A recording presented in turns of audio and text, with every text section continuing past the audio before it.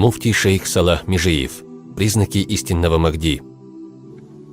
Я прибегаю к защите Аллаха от проклятого шайтана, с именем Аллаха Милостивого, Милосердного, хвала Аллаху Господу миров, мир и благословение посланнику Аллаха, его семейству, сподвижникам. Я свидетельствую, что нет иного Бога, кроме Аллаха, единственного, у которого нет сотоварищей. Я также свидетельствую, что Мухаммад, его раб и посланник, да благословит его Аллах и приветствует.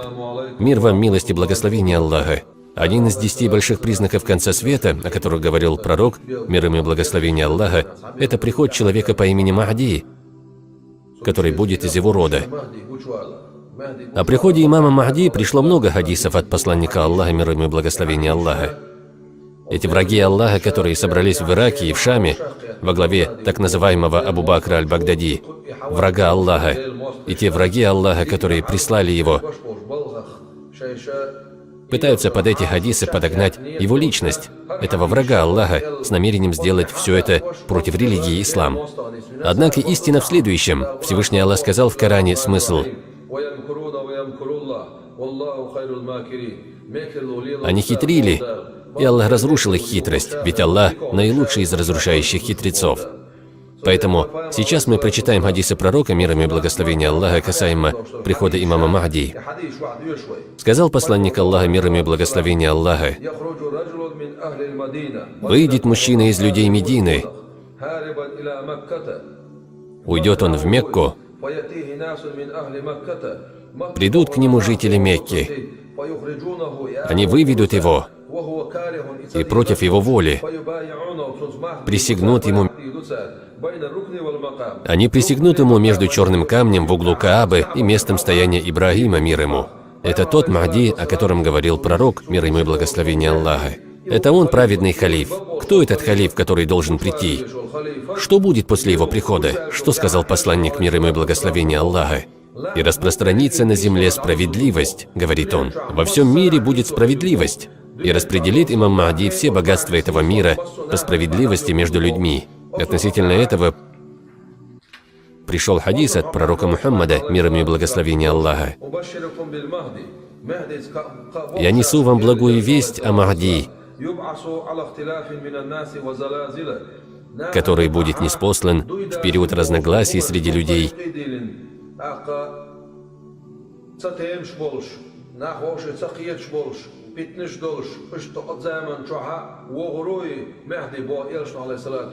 К нам в голову приходит мысль, что это наше время. И это правда. В наше время много смут и преступлений. А были ли они до нас? Были. Были ли 200 лет назад? Были. Были ли 400 лет назад? Были. Были ли смуты, преступления, убийства людей 1000 лет назад? Были. Поэтому, как и раньше, появлялись люди, выдающие себя за других, подобно этому врагу Аллаха Багдади. Также появились те, кто называл себя имамом Махди, собирая вокруг себя пару тысяч людей. Почему мы придаем значение тому, что вокруг него объединились пару тысяч людей? Почему мы придаем значение тому, что он обманывает людей? Даже во времена пророка Мухаммада, мир им и благословение Аллаха, появился Мусайлима, враг Аллаха, который заявил, что он пророк, и вокруг него собралось несколько тысяч человек. Он также обманул людей. После этого с ним начали воевать. Халид ибн Валид сломил его, когда Абу Бакр ас-Сиддик, да будет доволен им Аллах, был во главе, когда Абу Бакр был халифом. Если появились люди, которые говорили, что они пророки, собирали вокруг себя 1000 людей, убивали и резали людей, притесняли их, разводили смуту, приводили аяты и хадисы, и если они были всегда, тогда чему мы удивляемся? Сегодня, если мы возьмем хадисы посланника, мир ему и благословение Аллаха, прислушаемся к ним, о чем в них говорит посланник, мир ему и благословение Аллаха, что он предвещал, когда появится истинный имам Махди. Он говорил, что направят со стороны Шама группу войск, дабы схватить Махди. В другом риваяте пришло: со стороны Ирака придет войско и будет искать мужчину из Медины, имама Махди. Аллах убережет его от них. Когда они встанут на Байдат,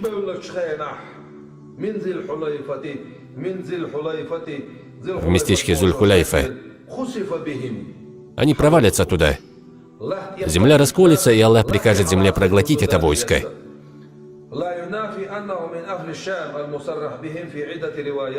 И не противоречат эти риваяты друг другу, где сказано со стороны Шама, потому что пришло во многих передачах, они будут со стороны Шама, они будут со стороны Ирака. Оба этих сообщения пришли. Так что же мы обнаруживаем? Захватили Шам и Ирак, собралось в этих двух местах войско врагов Аллаха. Вот что мы обнаружим. Что же говорит пророк, да благословит его Аллах и приветствует? Истинный Махди выявится в Медине. В Мекке ему присягнут. И после того, как станет известно, что ему присягнули в Мекке, тогда предводитель этого войска, враг Аллаха, отправит свою армию в Мекку, чтобы убить Махди, либо захватить его. Было сказано, что в этом месте земля расколется, поэтому ученые говорят, если вы услышите, что на участке между Меккой и Мединой, называющейся Байдат, раскололась земля и поглотила войско, то знайте, что в Мекке и Медине появился истинный Махди. В этом месте пророк, да благословит его Аллах и приветствует, сказал смысл: «Идите туда, даже ползком, и дайте ему присягу». Это он истинный Махди. Что же должно произойти в мире, когда явится истинный Махди? Мир должен исправиться в сторону истины. Поэтому пророк, да благословит его Аллах и приветствует, говорит: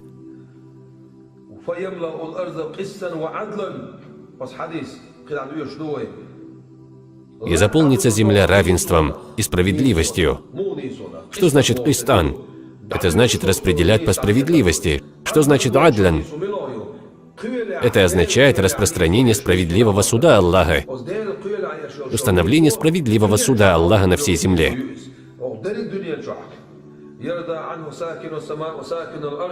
Будут довольны Махди обитатели неба и обитатели земли. Кто они? Ангелы, обитающие на небесах, они будут довольны Махди. И все жители земли будут довольны им, говорит пророк, да благословит его Аллах и приветствует. Людей, являющихся потомками пророка, да благословит его Аллах и приветствует, очень много на этом свете. Махди, о котором говорил пророк, да благословит его Аллах и приветствует, должен быть либо из потомства Хасана, либо из потомства Хусейна. А кто первым в Мекке из людей присоединится к Махди? И сказано, что это абдалы, высшая степень праведников, приближенные рабы Аллаха. Праведники из Мекки и Медины, праведники из Шама соберутся вместе и присягнут ему первыми. Так что же мы слышим об этом называющем себя халифом самозванце, если говорить по-русски, об этом враге Аллаха, лицемере, притязающем на то, кем он не является? Что мы знаем о нем? Он не появился из Мекки, и не дали ему присяги и не там, и не в Медине. Сам он утверждает, что он мединец из рода Хусайна, называет себя тем, кем он не является, развернул черные флаги, сев на джипы, они убивают людей. Пролил ли кто-нибудь столько крови, сколько пролил он? Настолько сильную степень несправедливости мы наблюдаем. Однако сказано, что когда появится истинный Махди, обитатели небес и обитатели земли будут им довольны. Этот Махди придет на землю с справедливостью. Сегодня уже прошло 2 года, как он заявил, что он Махди, что он халиф. За эти 2 года какие признаки выявились? Почему у людей нет разума? Почему они не размышляют? Какие признаки справедливости обнаружились? Никаких не выяснилось, кроме как море крови, притеснений, преступлений, смуты, порочащих действий. Сейчас они ввели новую грязь, как поджог людей, не имеющий никакой далиль из сунны пророка, мир ему и благословения Аллаха. Они врут, говоря, что пророк, мир ему и благословения Аллаха, сказал, пророк, да благословит его Аллах и приветствует, обратился к Али с просьбой привести 2 мужчин. Эти 2 заслуживали наказания смертью. И как только он приказал ему сжечь их, он сказал, не сжигай их, а убей. Они должны были быть казнены. Наказание через сжигание запрещено Аллахом, сказал пророк, мир ему и благословения Аллаха. У них выявилось все плохое и грязное, и ничего более мы не слышим. В других хадисах пришло, что когда появится истинный Махди, о котором говорил посланник Аллаха, мир ему и благословение Аллаха, то войско его будет из конницы, и будут у них мечи. На земле должны появиться большие признаки судного дня, когда появится истинный Махди, о котором говорил посланник Аллаха, мир ему и благословение Аллаха. Константинополь должен быть захвачен мусульманами. Это Стамбул, а Стамбул же в руках турков. Его завоевал Мухаммад Аль-Фатих. Есть хадис, где говорится о завоевании Константинополя. И этот хадис сбылся, когда Мухаммад Аль-Фатих завоевал его. Есть также и второй хадис, в котором говорится, что когда появится Махди, завоюют Константинополь во 2-й раз. Вот это 2-е завоевание, что нам показывает? Пророк, мир ему и благословение Аллаха, сказал о большом признаке судного дня, что на земле зародится большая война. И ученые говорят, что, скорее всего, Константинополь обратно попадет в руки неверных. Все, что мы говорили, это одни из больших признаков судного дня. Возможно, они произойдут через 100 лет, а возможно и завтра, или спустя 5 лет, 200 лет. С какого момента время считается близким к концу света? Время с момента посылания пророчества Мухаммада, мир ему и благословения Аллаха, считается близким к концу света. Поэтому пророк, мир ему и благословения Аллаха, сказал, что Махди, о котором он говорил, является истинным халифом, который будет ближе к судному дню. А кем является этот Багдади? Он лжец, который обманывает людей. Надел на руку часы Rolex, обвернул голову черной чалмой, развернул черные флаги, говорит, что в этих хадисах речь идет о нем. Если действительно это он, то, возможно, случилось бы пришествие пророка Иса, алейхиссалям. Мы бы увидели большой признак судного дня, как среди более 1,5 миллиарда мусульман, как среди всей уммы распространилась бы справедливость, и все эти люди были бы довольны им. Но что мы видим сегодня? Начиная от Запада до Востока, все ученые, все мусульмане, более 1,5 миллиарда, говорят, что эти люди кавариджи, они враги Аллаха, они враги ислама, они преступники, они смутьяны. Они проливают кровь невинных людей не по праву. Мы видим, как они режут христиан от того, что они христиане. Где есть в религии такое, что надо резать христиан по причине того, что он просто христианин? Когда Умар ибн аль-Хаттаб завоевал Иерусалим, резал ли он там христиан? Нет, не резал. Разве пророк приказал нам резать христиан просто так? Нет, не приказывал. Пророк, мир ему и благословения Аллаха, жил среди христиан и иудеев, и своим благороднейшим нравом он призывал людей в ислам, своим красноречием, своим мягкосердечием, своим чистейшим и высоконравственным этикетом приводил людей в ислам наш пророк, мир ему и благословения Аллаха. Если резать христиан, потому что он просто христианин, если убивать людей из-за малейших сомнений, если убивать, потому что на государственной работе, если убивать всех без разбору от того, что он тебе не понравился, если убивать женщин, где это видано? В какой исламской религии это прописано? В каком аяте или хадисе это сказано? Да, любое течение находит для своего заблуждения аят или хадис. Однако мы должны знать, где правильная основа. Посмотри на слова пророка, мир ему и благословения Аллаха.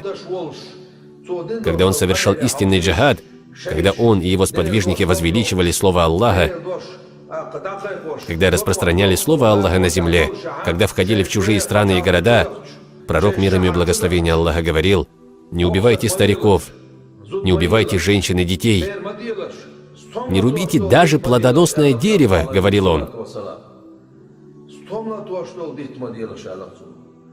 Сегодня мы видим, как убивают женщин, людей. Мы видим разрушение. Речь даже о неплодоносных деревьях. Они подвешивают людей, убивают их, говоря, что они станут лицемерами. 7-летних, 10-летних детей. Что им дает такое право? Человек, который этим занимается, именуя себя халифом, он иблис, он шайтан, и все те, кто рядом с ним, войско шайтана. Мы заявляем вам, он враг Аллаха. И ему самому, этому Багдади, мы говорим. Я говорю это, чтобы он услышал лично. Ты враг Аллаха, ты преступник, ты иблис, ты шайтан. Это мы говорим тебе, это я заявляю тебе, мусульмане говорят тебе. Ты преступник. Ты будешь сыт по горло своими преступлениями, смутой и несправедливостью. Аллах накажет тебя. Когда появится истинный халиф, истинный Махди, о котором говорил пророк, мир ему и благословения Аллаха, один из его признаков – это его рождение в Медине, выявление в Медине, как имам Махди. Какими еще будут признаки истинного халифа Махди, о котором говорил пророк, мир ему и благословения Аллаха? У него будет отличительный признак между лопаток.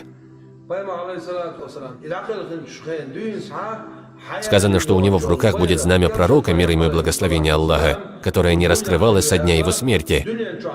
И сказано, что все люди на этом свете будут любить его, а также сердца уммы пророка, мир ему и благословения Аллаха, наполнятся любовью к истинному халифу Махди.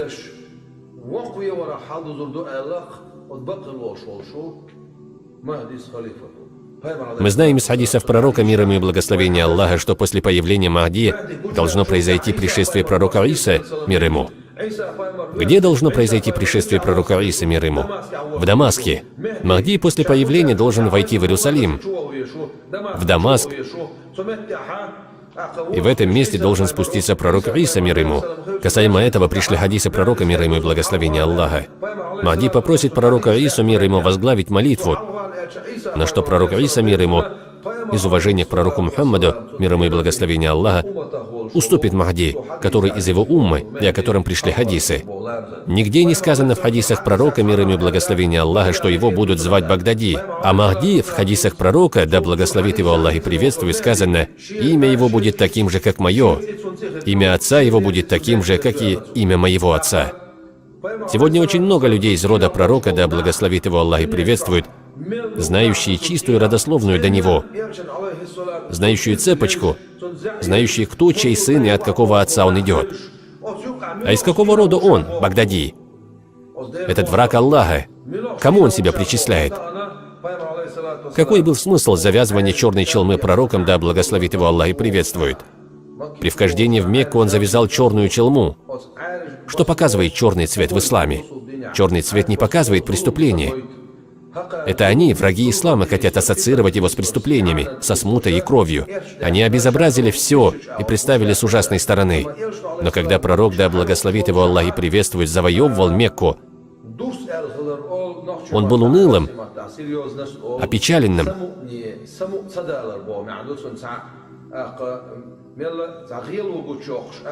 И когда он входил в Мекку, его борода касалась седла его коня. Настолько он сильно опустил голову, настолько сильно он проявлял смиренность перед Аллахом. И в этом контексте мы приведем то, что говорят эти враги Аллаха. Что сделал пророк, мир ему и благословения Аллаха, когда вошел в Мекку?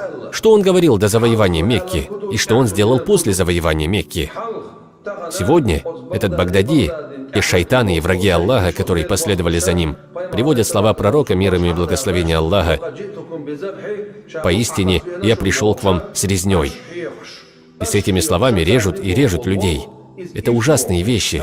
Когда же пророк, мир ему и благословения, сказал это? Кому сказал это? В Мекке, когда он призывал людей к исламу, убили Ясира и его жену. Мушрики били плетками, дырявили тело, клали большие камни на грудь, издевались над его сподвижниками, когда они начали проливать кровь. И вот тогда, как передают, пророк, мир ему и благословения Аллаха, сказал: «Прекратите, не делайте этого, иначе я буду резать вас». И он сдержал свое слово. В битве при Бадре убили тех, кто делал эти преступления. Однако, если бы слова пророка, мир ему и благословения Аллаха, «Я пришел к вам с резней», означали, что надо резать всех и везде, что надо резать всех, кто не в исламе, то как он поступил, когда вошел в Мекку? На нем была черная челма. И что он сделал? Ведь это люди, которые воевали против пророка, мир ему и благословения Аллаха, которые хотели уничтожить, убить его, которые запрещали призывать к исламу. И что он сказал, когда зашел в Мекку? Кто зашел в Каабу, тот в безопасности. Кто зашел в свой дом и закрыл двери, тот в безопасности. Кто бросит свое оружие, тот в безопасности. Кто зашел в дом, кто бросит свое оружие, кто зашел в Каабу, тот в безопасности. Пророк, мир ему и благословения Аллаха, дал им безопасность. И это при том, что они воевали против него. Когда пророк, мир ему и благословения Аллаха, вошел в Мекку, кто ему запретил резать людей? Кто его устрашил? Никто. Кто его обманул? Кто его одернул? Кто? Никто. Пророк, мир ему и благословения Аллаха, показал нам свою милость, показал нам, насколько он милостив к своим врагам, показал, как он приласкался к Аллаху. Есть его слова, сказанные до завоевания Мекки, и он исполнил их при Бадре.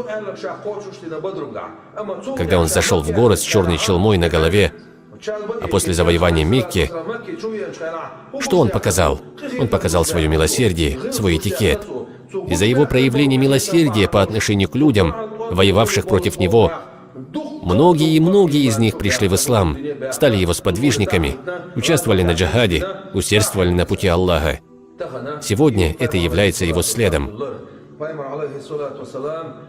Махди, о котором говорится в хадисах посланника Аллаха, мир ему и благословение Аллаха, когда появится истинный Махди, когда появится истинный халиф, на всей этой земле распространится милосердие, справедливость. Все люди будут довольны и удовлетворены. А сегодня, когда появился самозванец халиф, этот враг Аллаха, мы видим, как земля погрязла в еще большей смуте, в еще больших преступлениях, еще больше обезображивается. Поэтому сегодня мы говорим нашим братьям, мусульманам, нашей молодежи, клянусь Аллахом, мы говорим это искренне, мы говорим это ради Аллаха. Я клянусь Аллахом трижды, этот человек не является халифом, этот Багдади не является халифом. Если вы обманулись, думая, что этот человек является халифом, если вы примкнете к нему, вы идете в зло, вы идете в огонь. Не продавайте свою жизнь Иблису, которая только одна. Не продавайтесь шайтану. Ту присягу, которую вы даете ее шайтану, вы даете ее Иблису. Нет никаких сомнений, что Аллах спросит его и всех тех, кто последовал за ним. Поэтому не обманывайтесь. Когда появится истинный халиф, мы узнаем об этом. Мусульмане, которых больше 1,5 миллиарда, будут об этом знать. Аллах оповестит нас. Если он был бы истинным халифом, то не призывал бы 13 тысяч людей, чтобы они распространяли о нем в интернете. Истинный халиф не нуждается, чтобы весть о нем распространяли в интернете. Истинный халиф не нуждается в агитации посредством видеороликов. Наши сердца узнают, кто есть истинный халиф. Аллах оповестит нас. Это большой признак из признаков судного дня. Еще не наступило это время. Мы будем знать, когда наступит то время. И все мы вместе выступим с Махди, если мы доживем до этих событий.